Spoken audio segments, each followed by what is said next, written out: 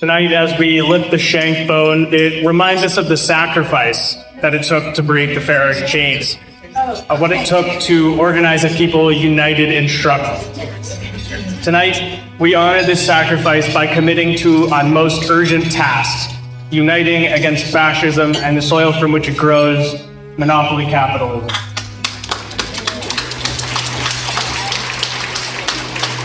Today, we face a new pharaoh. Billionaires who hoard wealth while the cost of living skyrockets.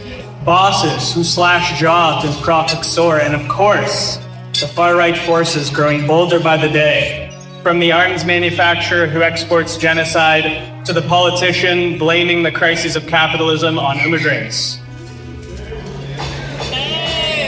But just as the shank bone reminds us of the sacrifices it took to shatter oppression once, so too must we remember our strength lies in our unity, in the outstretched arms of the people locked together in solidarity.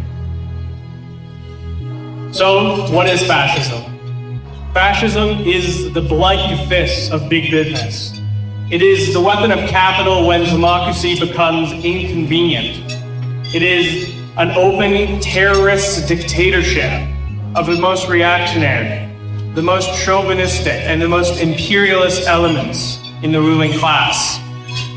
Fascism, of course, is the logical result of this NATO imperialist drive to war, of the capitalist goal to crush internationalist working class resistance, and of the monopoly's desire to conquer the global market.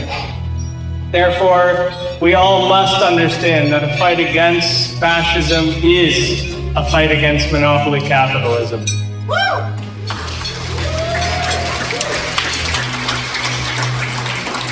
We also know that fascism in Canada doesn't march in a brown shirt and a jackboot. It drapes itself in the flag.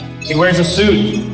It tells us that the problems in our society are driven by immigrants, by trans people, and by homeless people who receive the bare minimum social services.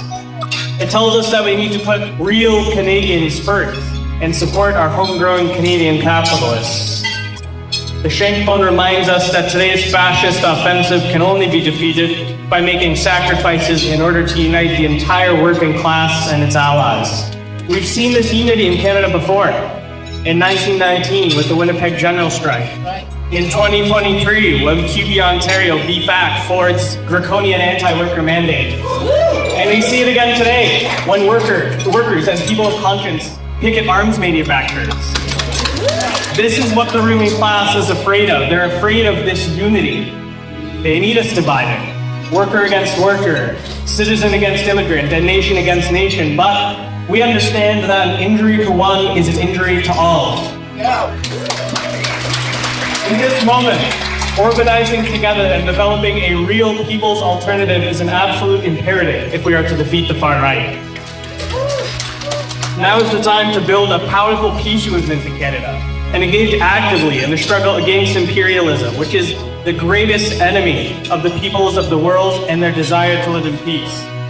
The Toronto Association for Peace and Solidarity welcomes all people of conscience to join with us in the struggle against the use of military repression, to enforce this exploitative world system, and to fight with us for a world without war and without oppression. Tonight, we say, Avadam Hayeyu, we were slaves, but we also say, we will not be enslaved again, not anyone. The lesson of Passover rings true to this day. No one will be freed alone. The Hebrews did not escape Egypt by praying alone. They organized, they sacrificed, and they struck when the time was right. Today, our liberation requires this same unity and this same sacrifice. Solidarity in the workplace, an alliance against monopoly capitalism, and militant working class resistance to the far right. This Passover, let us commit next year in a Canada out of NATO, next year in a free Palestine, and next year in a world where the people's will governs, in a world of peace and solidarity. Thank you.